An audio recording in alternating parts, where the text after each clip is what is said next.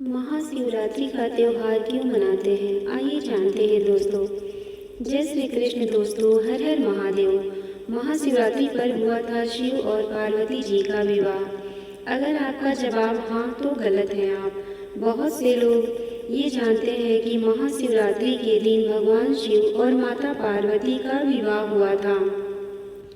महाशिवरात्रि शिवलिंग के प्रकाट्य की रात्रि है। शिवरात्रि का उपवास करके आप शिव कृपा पा सकते हैं। महाशिवरात्रि का पर्व फाल्गुन माह की कृष्ण पक्ष की चतुर्दशी तिथि को मनाते हैं। इस दिन व्रत रखकर भगवान शिव की पूजा करते हैं। इस साल महाशिवरात्रि 26 जनवरी दिन बुधवार को है। बहुत से लोग ये जानते हैं कि महाशिवरात्रि के दिन भगवान शिव और माता पार्वती का विवाह हुआ था।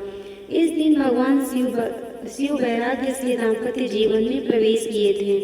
बहुत से लोगों से जब आप पूछेंगे कि महाशिवरात्रि क्यों मनाते हैं तो लोगों का जवाब यही हो सकता है। शिव महापुराण की कथा के अनुसार महाशिवरात्रि पर शिव और पार्वती का विवाह हुआ था। आखिर कब हुआ था शिव और पार्वती का विवाह? अक्सर लोगों का कहना है कि महाशिवरात्रि के दिन शंकर जी की पार्वती जी के साथ शादी हुई थी। ये दुनिया के लोग कहते हैं, लेकिन जिसने शिव महापुराण की कथा सुनी होगी या पढ़ी होगी तो शिव जी और माता पार्वती की शादी की जो तारीख है वो महाशिवरात्रि यानी फाल्गुन कृष्ण चतुर्दशी तिथि नहीं है। भगवान महादेव के विवाह की जो तारीख है वो वैशाख शुक्ल पक्ष पंचमी तिथि है। हिंदू कैलेंडर के अनुसार वैशाख में हम शुक्ल पक्ष की जो पंचमी तिथि आती है उस दिन शिव पार्वती विवाह हुआ था। शिवरात्रि क्यों मनाते हैं? यह शिवरात्रि विवाह की रात्रि नहीं है। ब्रह्मा और विष्णु जी ने शंकर जी को पहचानने के लिए धरती पर प्रथम शिवलिंग का प्रकाट्य कराया था। यह शिवरात्रि भगवान शिव के जन्म की रात्रि यह शिवरात्रि प्रकाट्य की शिवरात्रि है। आपसे कोई पूछे तो आप बताएं कि शिवरात्रि को भगवान शिव का जन्म हुआ था।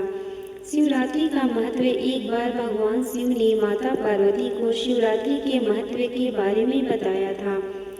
उन्होंने बताया था कि जो भी व्यक्ति शिवरात्रि के दिन व्रत रखता है और उपवास करता है वो शिवलिंग का अभिषेक न करे, धूप फूल अर्चना वस्त्र आदि न अर्पित करे तो भी वह शिव की प्राप्ति कर लेता है, वह शिव जी को प्रसन्न कर लेता है। महाशिवरात्रि भारतीयों का एक प्रमुख त्योहार है। यह भगवान शिव के प्रमुख पर्व है। फाल्गुन मास की कृष्ण पक्ष की चतुर्दशी तिथि को महाशिवरात्रि पर्व मनाया जाता है। माना जाता है कि सृष्टि का प्रारंभ इसी दिन हुआ था। पौराणिक कथाओं के अनुसार इस दिन सृष्टि का आरंभ जो महादेव का विशालकाय स्वरूप है के उदय से हुआ था। महाशिवरात्रि के दिन भगवान शिव व पत्नी पार्वती की पूजा होती है। यह पूजा व्रत रखने के दौरान की जाती है। साल में होने वाली 12 शिवरात्रियों में से महाशिवरात्रि को सबसे महत्वपूर्ण माना जाता है। भारत सहित पूरी दुनिया में महाशिवरात्रि का पावन पर्व बहुत ही उत्साह के साथ मनाया जाता है। शिव जी की ही पूजा क्यों होती है लिंग रूप में? आइए जानते हैं ये अद्भुत रहस्य। क्या है शिवलिंग की कहानी? महर्षि भृगु जी द्वारा रचित ग्रंथ भृगु संहिता जो कि ताम्रपत्रों पर लिखित है, सुल्तानपुर लोधी में स्थित है। इस प्राचीन ग्रंथ में भगवान शिव जी की शिवलिंग के रूप में ही पूजा क्यों होती है सवाल का उचित जवाब लिखा हुआ है। ग्रंथ को पढ़ने वाले महाशय वाचक ने बताया कि भगवान शिव जी की पूजा लिंगाकृति में होती है। इसका भी कारण है भृगु जी द्वारा दिया गया श्राप। त्रिदेवों में से सर्वश्रेष्ठ कौन है? इसकी परीक्षा लेने के लिए भृगु जी महाराज पहले सृष्टि रचयिता ब्रह्मा जी के पास गए, परंतु सर्वश्रेष्ठ होने का गुण न पाकर फिर भगवान शंकर के पास कैलाश गए। शिव जी समाधि में लीन थे। उनके गणों ने भृगु जी को मिलने से मना कर दिया। महर्षि होने के कारण किसी भी स्थान पर जाने के लिए कोई रोक टोक नहीं था। फिर भी महर्षि ने कहा कि कृपा आप उन्हें मेरे आने का संदेश अवश्य दें, परंतु शिव जी के गण हरगिज मानने को तैयार नहीं थे और ऐसा वाद विवाद हो गया कि गणों ने भृगु जी का अपमान करना आरंभ कर दिया। उनको मारने के लिए त्रिशूल इत्यादि शस्त्रों के साथ लेकर भृगु जी के पीछे पीछे भागने लगे। अब भृगु जी ठहरे महर्षि, उनके पास कोई अस्त्र शस्त्र नहीं था। अगर था तो केवल एक कमंडल। भागते भागते भृगु जी एक ऐसे स्थान पर पहुँचे जहाँ आकर वह ठहर गए और उनको क्रोध आ गया और मन ही मन सोचने लगे कि हे शंकर जी, आज मैं आपके पास आया तो किसी और काम से था। आज तो मैंने आपको एक बहुत बड़ी उपाधि से सुशोभित करना था, परंतु आपके गणों ने मेरी यह हालत कर दी। इस हालत पर क्रोधित होकर महर्षि भृगु जी ने भगवान शंकर जी को श्राप दे दिया कि जाओ, आपकी भी कलयुग में पूजा ना हो। श्राप मिलते ही भगवान शंकर का तीसरा नेत्र खुल गया और महर्षि के सामने आकर उपस्थित हो गए। कहने लगे, हे भृगु, अपना दिया श्राप वापस ले लो, क्योंकि इस सृष्टि के निर्माण करने में मेरा भी नाम आता है। अगर मुझे इस सृष्टि से बाहर निकाल दोगे तो इस सृष्टि में कुछ नहीं बचेगा।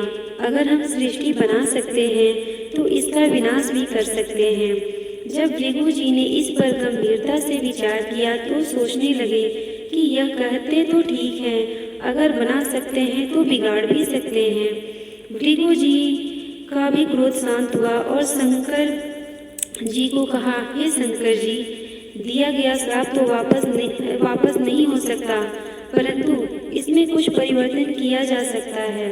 शंकर जी श्राप के परिवर्तन के लिए सहमत हो गए। तब महर्षि ने पूछा, प्रभु, क्या आप प्रसन्न हैं?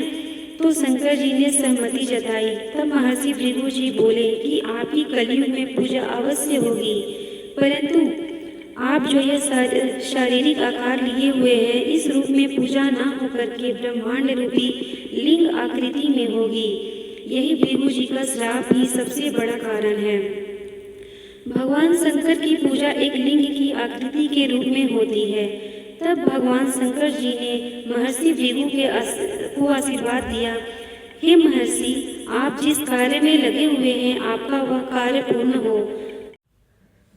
धार्मिक ग्रंथों में लिखा गया है कि संत वचन पलटे नहीं, पलट जाए ब्रह्मांड।